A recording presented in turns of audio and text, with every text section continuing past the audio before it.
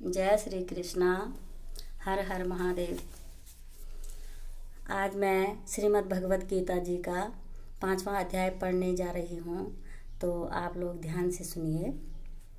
अर्जुन बोले, हे कृष्ण, आप कर्मों के संन्यास की और फिर कर्मयोग की प्रशंसा करते हैं, इसलिए इन दोनों में से जो मेरे लिए भली भांति निश्चित कल्याणकारक साधन हो उसको कहिए। श्री भगवान बोले, कर्म संन्यास और कर्म योग ये दोनों ही परम कल्याण के करने वाले हैं, परंतु उन दोनों में भी कर्म संन्यास से कर्म योग साधन में सुगम होने से श्रेष्ठ है। हे अर्जुन, जो पुरुष न किसी से द्वेष करता है और न किसी की आकांक्षा करता है, वह कर्म योगी सदा सन्यासी ही समझने योग्य है, क्योंकि राग द्वेष आदि द्वंद्वों से रहित पुरुष सुखपूर्वक संसार बंधन से मुक्त हो जाता है। उपर्युक्त संन्यास और कर्मयोग को मूर्ख लोग पृथक पृथक फल देने वाले कहते हैं, न कि पंडित जन, क्योंकि दोनों में एक में भी सम्यक प्रकार से स्थित पुरुष दोनों के फल रूप परमात्मा को प्राप्त होता है। ज्ञान योगियों द्वारा जो परम धाम प्राप्त किया जाता है, कर्म योगियों द्वारा भी वही प्राप्त किया जाता है। इसलिए जो पुरुष ज्ञान योग और कर्म योग को फल रूप में एक देखता है, वही यथार्थ देखता है।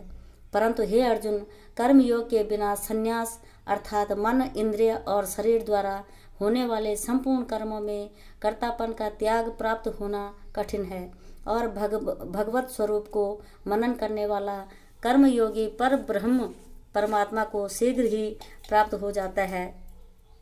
जिसका मन अपने वश में है, जो जितेंद्रिय एवं विशुद्ध अंतःकरण वाला है, और संपूर्ण प्राणियों का आत्म रूप परमात्मा ही जिसका आत्मा है, ऐसा कर्मयोगी कर्म करता हुआ भी लिप्त नहीं होता।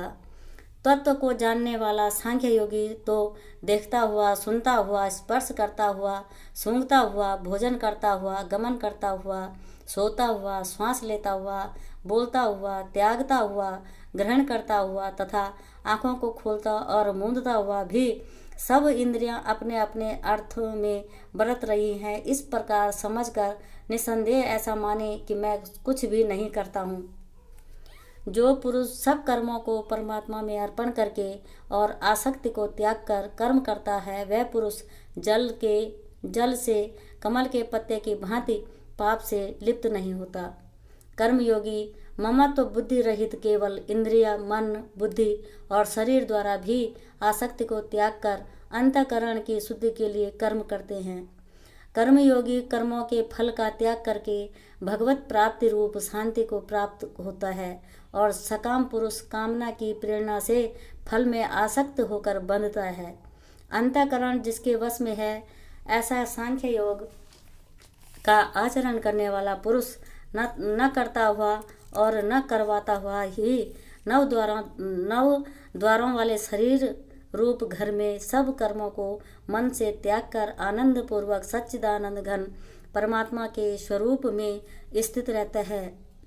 परमेश्वर मनुष्यों के न तो कर्तापन की, न कर्मों की और न कर्म फल के संयोग की ही रचना करते हैं, किंतु स्वभाव ही बरत रहा है।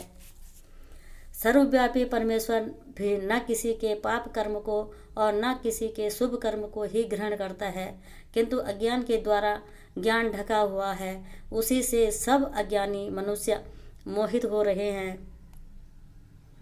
परंतु जिनका वह ज्ञान परमात्मा के तत्व ज्ञान द्वारा नष्ट कर दिया गया है, उनका वह ज्ञान सूर्य के सदृश उस सच्चिदानंद घन परमात्मा को प्रकाशित कर देता है। जिनका मन तद्रूप हो रहा है, जिनकी बुद्धि तद्रूप हो रही है, और सच्चिदानंद घन परमात्मा में ही जिनकी निरंतर एकाकी भाव से स्थित है, ऐसे तत्परायण पुरुष ज्ञान के द्वारा पाप रहित होकर अपुनरावृत्ति को अर्थात परम गति को प्राप्त होते हैं। वे ज्ञानी जन विद्या और विनय युक्त ब्राह्मण में तथा गौ, हाथी, कुत्ते और चंडाल में भी समदर्शी ही होते हैं।